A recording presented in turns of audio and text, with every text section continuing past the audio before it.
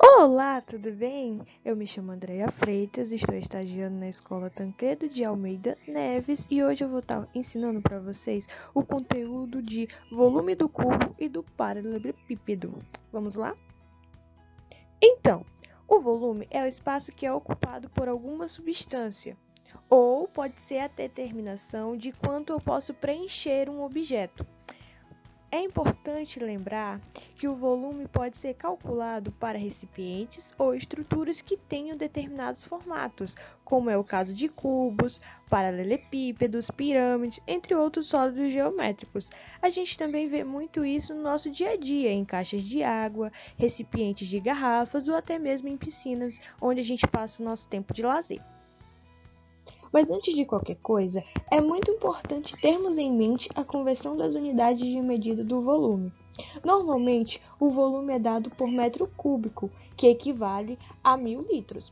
Para calcular o metro cúbico, são consideradas as três dimensões que formam o volume: o comprimento, a altura e largura. Dessa forma, um metro cúbico corresponde a 1 metro de comprimento, 1 metro de largura e 1 metro de altura. Às vezes, há necessidade da gente fazer conversão de medidas de volumes. A conversão é fazer o cálculo para descobrir equivalência entre duas medidas diferentes. Nas medidas de volume, a conversão é feita pela multiplicação ou divisão por 1000. Então, a gente pode observar que, se eu estou indo da esquerda para a direita, ou seja, eu tenho uma maior medida e eu quero ir para uma mais reduzida, né? Eu faço essa divisão por 1000. Agora, se eu estou indo do menor para o maior, ou seja, da direita para a esquerda, eu tenho que fazer a multiplicação por 1000, tá bom?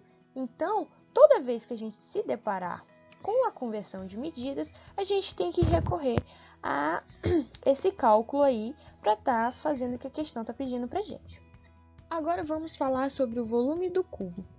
Para calcular o volume do cubo, basta a gente multiplicar suas arestas 3 vezes.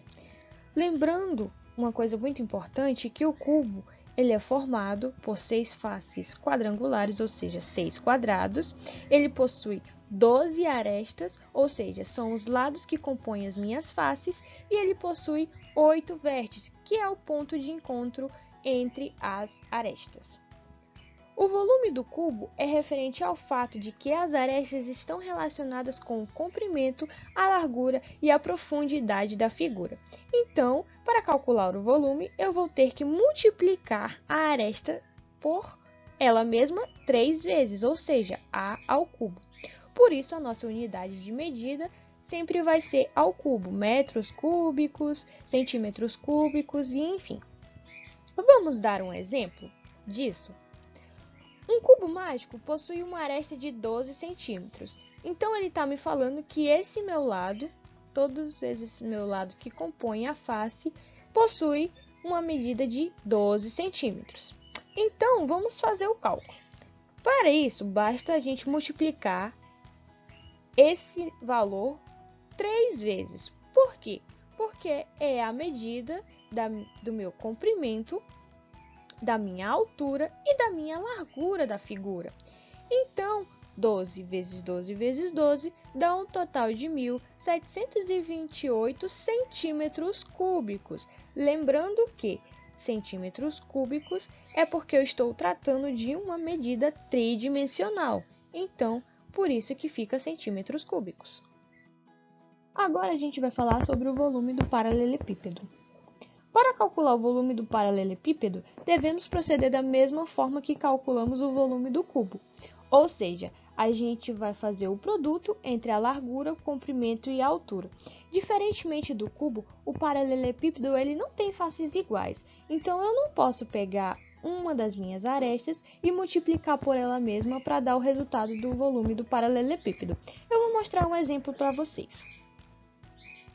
Considere uma caixa de água com formato de paralelepípedo reto, totalmente cheia, com comprimento de 7 metros, 4 metros de largura e 2 metros de altura.